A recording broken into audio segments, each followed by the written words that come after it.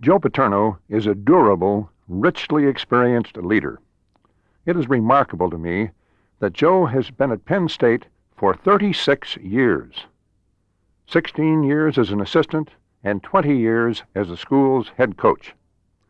His Nittany Lions won the national championship in 1982, and Joe was voted Coach of the Year. Previously, he had been named Coach of the Year in 1968 and also in 1978. A lasting tribute to his qualities of leadership are the two doctorates that he has been awarded, one from his alma mater, Brown University, and one from Gettysburg College. During his long and most distinguished career, Joe has consistently built winning teams. How he has done this, he now explains. Coach Joe Paterno. Hello, this is Joe Paterno, the Penn State football coach. We've been fortunate at Penn State. In the last 20 years, we've had 5 teams which were undefeated during regular season play. Every 3 or 4 years, we have been legitimate national championship contenders. I don't say this because I want to blow our own horn. I say this because I want to emphasize we have been consistent. Penn State has not had a losing season in over 47 years, and we have been consistently good and frequently great because we have had strong beliefs about people and our game, and we have rarely deviated from them. And I'd like to share some of these, and I hope a couple of things I say will carry over to your business and perhaps even influence your personal life. First, I think it's important in my game that we realize that football is basically a morale game. If we have morale, we have a chance to play up to our potential, to be as good as we are physically able to be. But if we don't have morale, we do not have a chance to have a football team that is going to play week in and week out as well as it possibly can. I've got to have morale on my football team. Football is played first with the heart and mind. Secondarily, it's played with the body. First with the heart and the mind. Secondarily with the body. And I've got to be able to control that mind. If I don't, my team will never reach its potential. Now, morale is basically made up of 3 things as I look at it. Number 1 is pride, number 2 is loyalty, and number 3 is discipline. And I'd like to talk to you a little bit about each one of those. Pride actually is the easiest of all things to get because we're all born with pride. But I do think that you've got to convince people that they're the best. I'd like to tell a story about my brother George. My brother George and I went to Brown University together. I went in the service before I went to Brown, and then when he graduated from high school, we started college together. And when it came time for him to graduate, he had to go into the service. Now, my dad was a great old guy. When we came home for a Sunday dinner, out would come a bottle of wine, a loaf of bread, and my dad would have a couple shots of wine and a couple of pieces of bread. And then my mom would be allowed to bring out the antipasta, the pasta, and the whole bit. And my dad would test the noodles and make sure they were exactly right. If they weren't right, back my mom went into the kitchen. By the way, I've tried that on my wife, and it doesn't work. But anyway, my dad loved to argue, and the kids would come in from all over the neighborhood because they enjoyed him. He was always teasing them and testing them, but he hated the Marines. He had been in the infantry, and he was with General Pershing down in Mexico chasing Pancho Villa. And then he went right to Europe and fought in all of the great infantry battles in the First World War. And in a lot of those battles, there were Marines involved. And he always felt the Marines got more credit for winning those battles than the infantry did. And as a result, he really disliked the Marine Corps. He used to make statements like, the Marines, one Marine, one newspaper man, one photographer. That's the way they operate. He said a Marine would kill a mosquito, the newspaper guy would write a poem about it, and the photographer would take a picture of the Marine annihilating that poor mosquito. He really had that kind of mentality about them. He hated them. Now, when my brother George was getting out of Brown, he decided he wanted to be a Marine. My dad's first reaction was, what in God's name are you doing? But then my brother explained to him that the Marines had a program where he could become an officer. He just did not want to go in the Army and be a private. Well, anyway, George goes off to boot camp. I think he was down there for 16 or 17 weeks, and my dad could hardly wait for George to come home. Finally, George comes home, and my mom's got her baby home, and she wants to cook everything he likes, lasagna, the chicken, the antipasto, and what have you. Now we sit down for dinner, and my dad has a couple of shots of wine, and now he's got to get the needle into George. He starts out. I guess you found out what I said about those Marines, huh? Bunch of phonies, right? Nothing but a bunch of publicity hogs, right? And on he goes. Now, in our house, we never said hell in front of my mother and my father. It was always yes, sir, and no, sir. So nobody even questioned anything my dad said, except in a give and take kind of argument. But he's on top of George, and George can just handle it just so long. My dad keeps pecking away about the Marine Corps, and George finally can't handle it. He jumps up from his end of the table, walks over to my dad, points a finger at him, and says, "Hey, Dad, knock it off. A Marine platoon is the greatest fighting force ever put on the face of the earth." With that, my dad can hardly stop from laughing and just about falls off the chair. But how did George get that way? He went to boot camp, a cynical Ivy League graduate from New York City. And he walked through those gates, and they said, "Through these gates walk the greatest fighting men in the world." And he got in there, and the Marines challenged him, day in and day out. They dared him to be a Marine. And being a competitor, George responded to that challenge. And when he overcame that challenge, he was filled with the pride that comes with anybody when they accomplish something that's been very difficult for them. None of us are very prideful when we do easy things. But when you're challenged to do difficult things, you're filled up with pride. And he was filled up with pride, and he could not hold it inside him. And that's what I've got to get in my football team. I've got to make my football team work so hard that they feel they are different and unique, a breed apart. And I've got to do that day in and day out. Now, we do it a lot of different ways. A lot of you folks out there have seen us play, and many of you said, "Boy, do they have lousy-looking uniforms." And we do have lousy-looking uniforms. Nothing on the helmets, not even numbers, no stripes. We don't even put the names of the players on the backs of their jerseys. There are only 3 schools in the country today wearing black shoes. Penn State's one of them. And people say, "Why do you have those lousy-looking uniforms?" And you'd be amazed how many times when I'm recruiting a kid and I'll say, "Do you have any questions?" The high school kids will say, "Yeah, Coach, what about those uniforms?" And I tell them why. I want our guys, when they put that uniform on, and when they put those plain black shoes on, I want them to understand they're part of a Penn State tradition. They're a member of a Penn State football team, and that's more important than their having their name on their back or having a fancy uniform. That we're not afraid to be unique. We're not afraid to be different. And by God, when everybody else has plain uniforms, we're going to have stripes. We're going to look like zebras. But until everybody else is plain, we're going to stay plain. The other thing I tell our guys, we're going to go for number 1 all the time. Sometimes I don't realistically think that we've got the squad that can be a national champion. But we've got to try to be number 1 every single time, every year. I like to talk about Browning, the poet. Browning said, "A man's reach should exceed his grasp, or what's a heaven for?" And you think about that. If we're not reaching for something that we may not be able to attain, unless we're stretching, we're never going to get up there.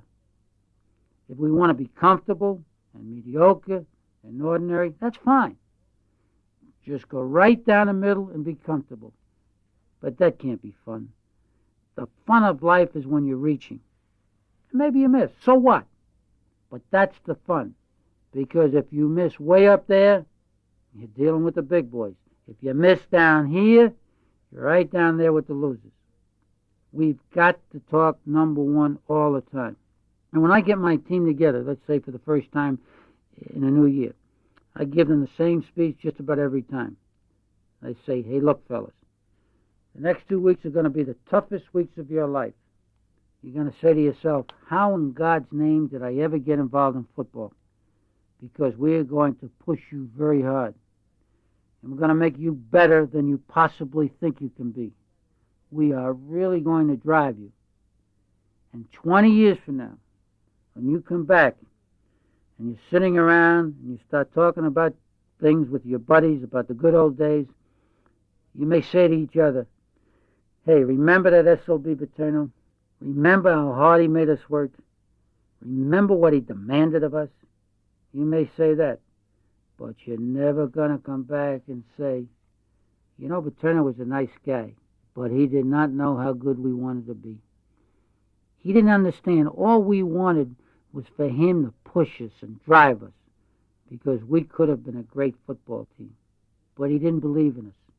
He sold us short. I'm never going to sell you guys short. I'm going to make you work. I'm going to make you work harder than you think you can work. And we're going to make you a better football team than you think you can be. But we're never going to sell you short. And I think that's vital. I think we've got to strive for excellence. You've got to challenge people to do things better than they think they can. And that's why I've been so vocal about the new Proposition 48 at the NCAA. I think if we set some standards for kids and make them strive for them, I think kids will be competitive. And 700 on the college boards will be a joke. 10 years from now, we will look back on that and say, hey, why did we ever think that was so tough? Because we'll be looking at 800 and 900 on the boards. We'll change the whole educational process the minute we start to challenge kids instead of getting right down to the level where they're comfortable and we end up with a lot of illiterates. And I think that's awfully important for us to continue to remember. I mentioned loyalty. Loyalty is an essential element of morale, and you can't have loyalty unless you're fair to people. I can't ask our kids to be loyal unless we're fair. And many a time a kid will come to me and say, hey, Coach, I'm really not getting a fair shake to make this football team. And I'll sit down with my assistant coaches and say, hey, fellas, look, Jack says he's not getting a fair shake, that we're not giving him a chance to make the football team. And the coaches will say, hey, Joe, you know we've given him a fair shake. He's had every chance we can give him. He's just not good enough. And I'll say, hey, look, it's not enough that we think we are fair. We must appear to be fair. Big difference between being fair and appearing to be fair. We have got to do everything we possibly can to make sure that everybody in that squad thinks that we're giving the poorest football player a fair shake. Because if the poorest football player has morale, if the poorest football player thinks he's being given a chance, then we've got morale on the whole football team. In my business, performance is the only thing that counts. I can't get by on potential.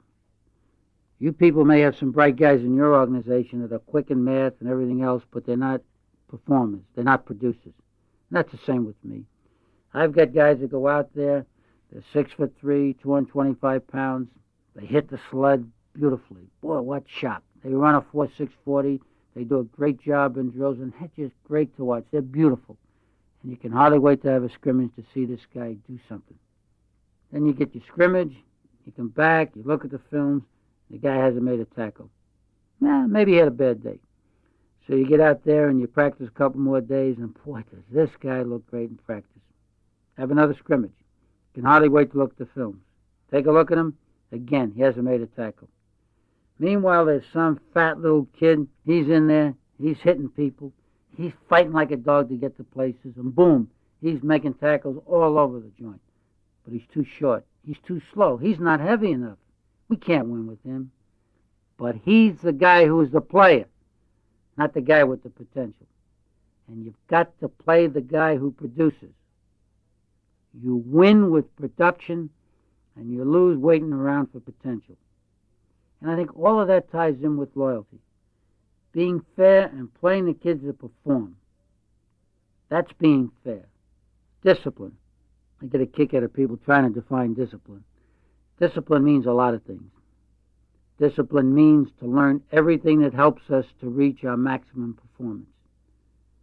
Discipline means concentration, and concentration means discipline. Discipline means that you have to have a routine that you follow with total priority and total conviction that routine will get the job done. In my game, discipline in practice is vital. We can't develop poise unless we are disciplined. And we have to be disciplined every moment we are on the practice field. A lot of people ask me, how does a football team win games in the last minute and 20 seconds? How do they operate so well under so much pressure? How do they keep their poise? You know, poise is nothing but a product of being able to count on yourself to do things the right way, regardless of what pressure is on you. And you can't get into that frame of mind. Can't have that kind of confidence. And you can't be in a position to perform in that fashion unless every day you're on the practice field, you do every little thing right. We say, do the little things right, and the big things take care of themselves. Don't do things right some of the time. Do them right all of the time. I tell our guys, you either get better or you get worse. There's no way to stay the same. We have a great big blue line before you get on our practice field. And when our kids hit that blue line, they have to take a lap. And I want them to forget academics, girlfriend problems, everything except football when they hit that blue line. For the next 2 hours, they've got to do everything they possibly can to make themselves better football players and to make us a better football team. Remember, the will to win is important, but the will to prepare to win is vital. When our kids leave the practice field, cross over that blue line, coming into the locker room, now I want them to forget football. I want them to start to concentrate on their studies and the other things in their lives. I don't want them to carry football with them when they leave the practice field. But when they cross that blue line and get on the practice field, they can't do anything about anything but football, and I want them to spend those 2 hours to get better. The next thing I want to talk to you about is our staff's approach to football. We've got to have a directed work effort. You know, we get 14 or 15 coaches in a room, and we'll meet during the football season 7 o'clock in the morning until we go on the practice field. We'll come back the next morning at 7 o'clock, and we'll spend an awful lot of time on countless details. We cannot sit in a meeting and lose sight of what it's all about. We have to zero in. We can't get sidetracked. I'm not much of a guy for signs, as I mentioned with the uniforms. We're very plain. We don't have any signs in the locker room. In fact, the only sign I've ever been tempted to put up is a sign I saw in a high school in New York 25 years or so ago. This coach had a great big sign over his desk which said, "Don't bitch about the kids. They're the only ones we have." There's nothing I can do if I don't have a great tailback by bitching about it. I've got to figure out a way that we can win without a Kurt Warner. Georgia has had to figure out how they can win without a Herschel Walker. All of us have got to understand that we can't waste time bitching about the kids, bitching about something that is not constructive. We have to have a directed work effort. Confidence. Let me say that again, confidence. We've got to believe in ourselves. Our staff has to believe in ourselves. We are never going to convince a football team that they can be really good unless we are confident that we can make them good. And I'm never going to be able to sell a football team on being really good unless they smell confidence in me. You know, Bear Bryant was a great coach. Maybe as good as any coach ever lived. Not because he was any better organizer, any better teacher, but when he walked on that football field, he reeked of confidence. Believe me, that was worth a touchdown at least for Alabama. And I think that was a secret of his greatness. It was a secret of Lombardi's greatness. Lombardi always dreamed that things were going to happen that were going to be good for him. In the movie Patton said, "I was born for wars. He was born to fight great wars. He was born to win great battles." I think you almost have to have that attitude to be successful. I really think that. And I challenge my staff every time we put together a game plan. I say to our offensive coaches, "Is this the best offensive game plan we can put together?" And they've got to say to me, "Yes." And I want to hear the yes the right way. I don't want to hear maybe. I don't want to hear probably. I want yes. And when I talk to our defensive coaches, is this the best game plan we can possibly put together for this football game? And I want to hear yes. Because when they leave that meeting, they go to teach it, that game plan to their players. If they don't believe it's the best, if they don't smell a confidence, they can't fool their people. There's no way you fool people. You've got to believe in yourself. You've got to believe in your plan. You can't ever be afraid to lose, I tell our kids. You believe in yourself, you believe in your plan, you believe in your people, you prepare as well as you can, you get ready, and then, baby, you let it all hang out. And you think about that. Just think about how many times when we're all set to plunge into something, we stop and we ask, are we right? Maybe this is going to happen. Maybe that's going to happen. And as a result, we become indecisive and we lose opportunity. And I think that's awfully important to this country today, and I know it's awfully important in my business and your business. You prepare yourself as hard as you can prepare yourself. Penn State, we work awfully hard and tough in practice. And sometimes people talk about that I say football is fun at Penn State. But the fun is on Saturday when you've done everything to prepare yourself, and we get out there before 85,000 people, and I want our kids to be reckless. I want them to be aggressive. I don't want them to ever think about losing. I want them, as they're about to kick the ball off, to pull up their pants and look at those guys across the line and say, hey, come on, baby, let's go. Let's see how good you are, because we're ready. And that's the kind of attitude I'm trying to get across, because we really love competition. We want to play all the good ones we can, because I don't think competition in any way will hurt anybody. You know, competition is not the barrier to growth. The lack of discipline, the lack of commitment, and the lack of creativity are the barriers to growth. But if we're disciplined, and we're committed, and we've got some innovation, and we are creative, competition will make us grow better, and it will be permanent growth, and we'll be better for it, whether it's in your business or my business. I make a lot of talks, and I talk to a lot of business people. A lot of people out there today are fearful of change. But change creates opportunities for the true competitor. Change creates opportunity, and the true competitor takes charge of change. He doesn't react to change. He takes charge of change.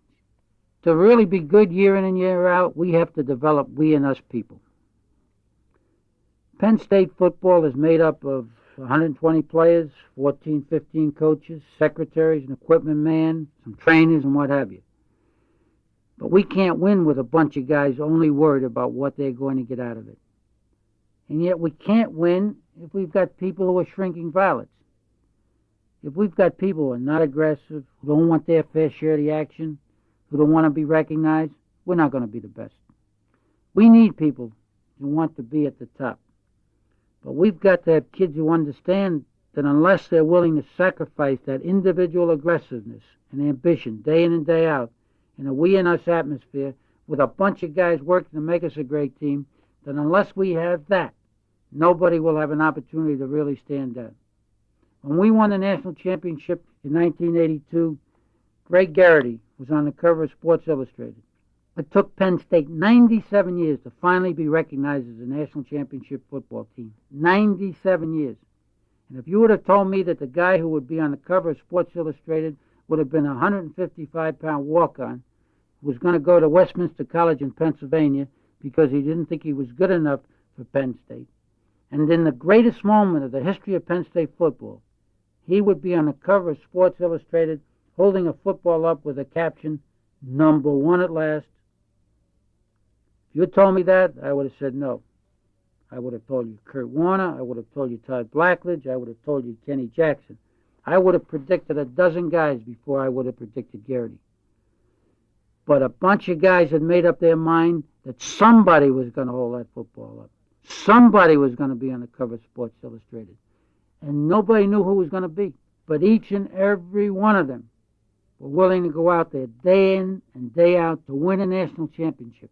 And whomever got the glory, and God bless them. And one week it may be somebody, and the next week it may be somebody else.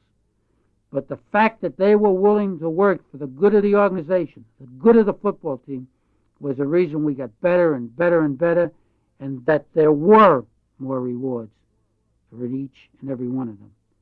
But if we had started way back and people had said, hey, I've got to have this, and I want this, and you want that, and I've got to have this, and all that kind of crap, we would never have had the kind of organization, the kind of football team we had.